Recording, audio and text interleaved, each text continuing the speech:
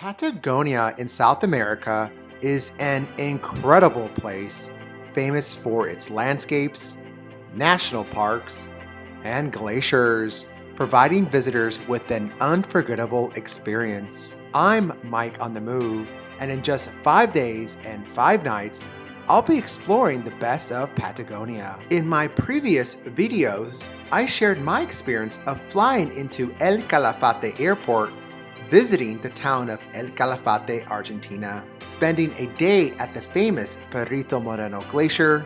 Then I traveled to El Chalten via the famous Route 40 to experience Patagonia's most popular and challenging and yet breathtaking trek of Mount Fitzroy. In this video, I will take you through my journey going from Argentina to Chile to visit Torres de Paine National Park, which many consider to be the crown jewel of Patagonia. Let's get this video started. We spent 2 nights in El Chalten trekking the famous Mount Fitzroy, and now we're heading south to Puerto Natales, Chile to visit Torres de Paine National Park. The only option for traveling south is by car or by bus. And regardless of whichever option you choose, you gotta make your way back down to El Calafate via the very scenic Route 40. The distance between the two towns is 137 miles, and it takes about 3.5 hours by car or a little over 4 hours by bus. I rented a car from the El Calafate airport for my adventures in El Calafate and El Chalten. Since my journey to Puerto Natales, Chile is one way, I needed to return my rental car at the airport, and I couldn't find an option for renting and returning a car in 2 different countries. Therefore, I decided to take a bus to Puerto Natales, Chile. After returning my car to the El Calafate airport, I took a taxi back into town to drop me off at the El Calafate bus terminal. I purchased my tickets with Turismo SAD for $26 for a one-way ticket. Now, a direct bus departs from El Calafate bus terminal daily and arrives to the Puerto Natales bus terminal. To find more information about Turismo SAD, check out the description of this video. The bus arrived just 5 minutes before departure time. Passengers were already lined up and the luggage was quickly loaded onto the bus, and we departed on time at 3 p.m. We decided to use Turismo SAD for our trip to Chile. Since we had never used a bus service in this part of the world, we were unsure about the quality and level of service we would receive. However, we were pleasantly surprised. The interior of the bus was clean and comfortable, with plenty of legroom and an option to select your own seat with booking. I would definitely ride with Turismo SAD again. The bus route followed Route 40 for 167 miles down to the border between Argentina and Chile. After about 3 hours, we arrived at the remote Rio Don Guillermo border crossing in Argentina, which is the shortest route between Torres de Paine National Park and Argentina. The bus stopped and we were all asked to get off and form a line for the Argentinian border agent to officially check us out of the country. We didn't need to bring our luggage with us. After about 30 minutes, we all got back on the bus and drove about 10 minutes to reach the Chilean border crossing, which is known as the Fronterizo Cedro Castillo border crossing. At this point, we had to collect all of our luggage and put it through a scanner similar to the ones you see in airports.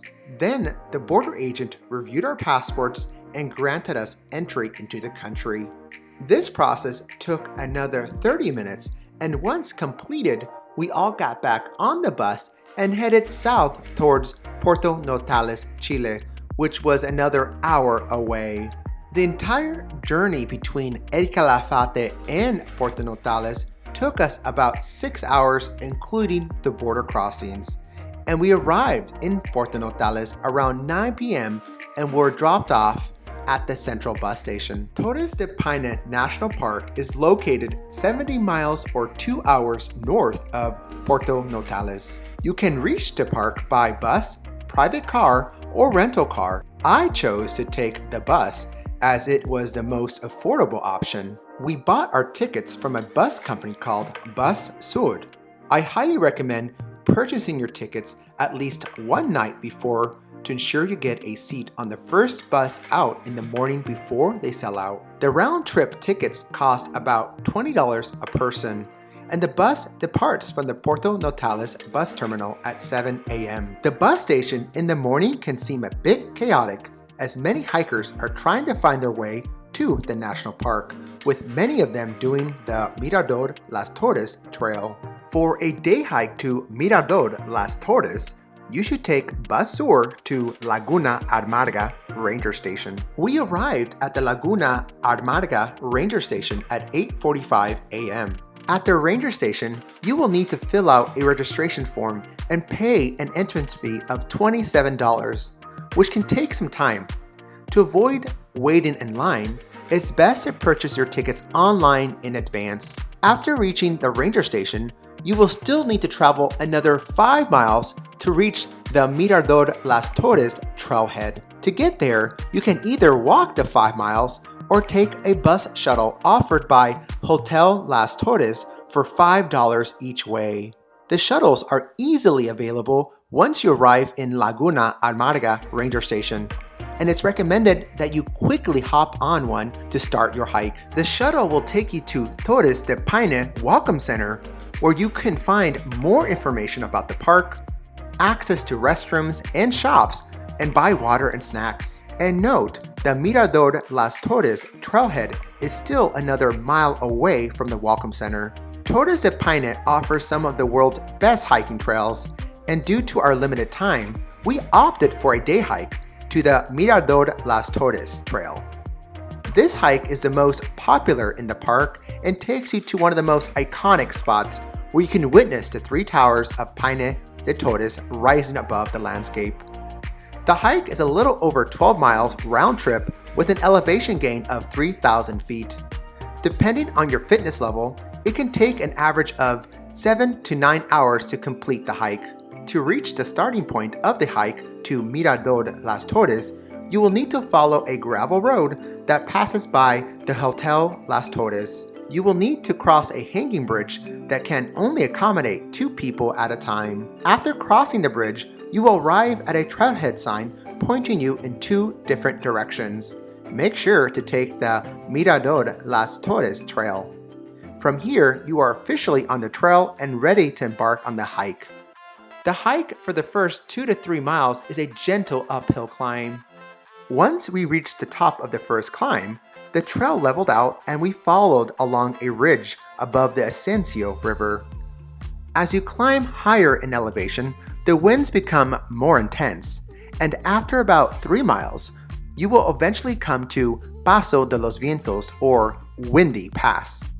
The wind in Patagonia is no joke. At this point, we've climbed 1,500 feet. At the bottom of the valley, we crossed over the river and arrived at Refugio Chileno, one of the accommodations on the trail. There was a tap outside where we can fill up with drinking water and access to toilets for 500 pesos or $1. They also had a small cafeteria that sells food, hot beverages, and beer. We decided to keep going and not rest at the Refugio Chileno.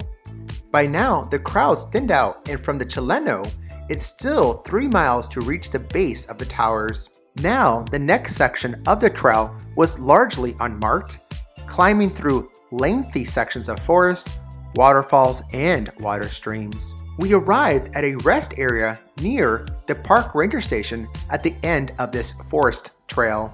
The last leg of the hike was the most difficult and intense part of this trail. We had to climb 1,300 feet over a mile in distance, which may sound alright on paper, but it was actually very challenging. Adding to the difficulty, we had to navigate steep piles of rocks and boulders. Although the trail provided general direction, we had to find our own footing on the rocky sections. As I reached the final ridge of rocks, I was taken aback by the sight in front of me.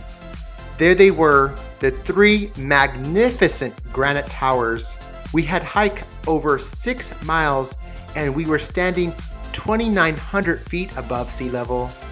I was filled with awe and quickly made my way down to Lago Torres to capture the breathtaking view. After getting several photos, we searched for a secluded spot on the rocks where we can have our lunch and enjoy the spectacular view of Torres de Paine.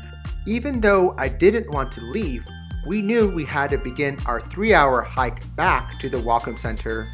So at 1:30, we began our return hike, following the same trail we came in. We stopped at the Refugio Chileno station and grabbed some beers to celebrate our adventure. We arrived back to the Welcome Center at 4 p.m. and assumed we can immediately head back to Puerto Natales. However, we discovered that all the buses depart at 7:45 p.m., so this meant we had to wait. Over the next 2 to 3 hours, all the hikers from the morning made it back to the Welcome Center, and we all departed as a group back to Puerto Natales and arrived in Puerto Natales shortly after 10 p.m. The next day, we woke up early to travel to the nearest airport, which was located about 5 miles away from Puerto Natales. From here, we flew to Santiago, Chile to begin our next adventure. Well folks, this is the end of my video, and before you go, make sure to subscribe to Mike on the Move so I can keep you posted on my latest videos and adventures. Also, please feel free to share any comments or questions about this video. I hope you all stay healthy and stay safe. See y'all later. Bye bye.